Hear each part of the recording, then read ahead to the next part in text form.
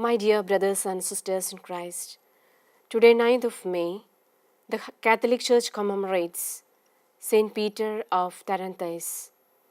Peter was born in France in 1102. At the age of 20, he entered the Cistercian order and convinced his family members also to enter along with him.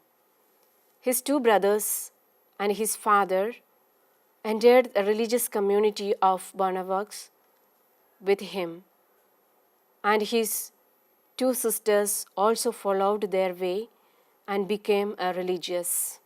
10 years after he entered, he was sent to found a new house in the Tarantaise Mountains near Geneva, Switzerland. Here he opened a hospital and also served as a guest house for those who traveled through the mountains. He was appointed as the Archbishop of Tarantaise in 1142, but he wanted to decline the post and remain where he was happiest as Cistercian monk.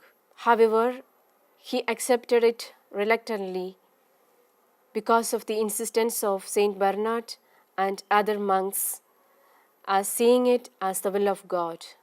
He was appointed as Archbishop of Tarantaise in 1142.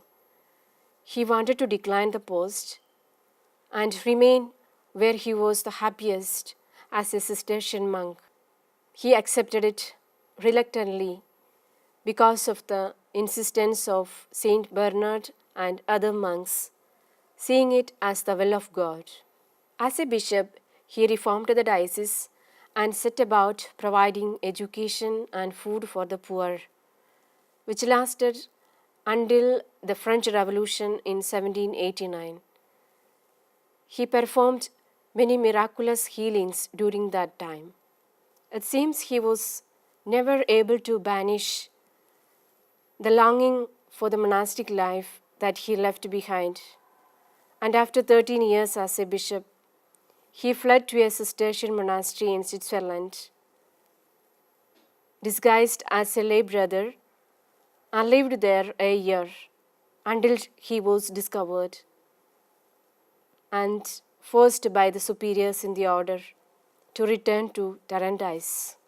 During the fractious rife between the anti-pope Victor and the true pope Alexander III, Peter was the only major voice in the church who openly supported the claim of the Pope Alexander, even against the Emperor Frederick Barbarossa.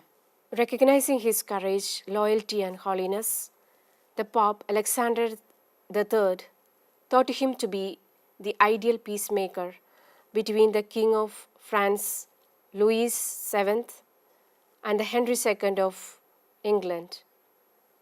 But he died of an illness shortly after meeting and unsuccessfully trying to reconcile the two kings in 1175, and he was canonized in the year 1191.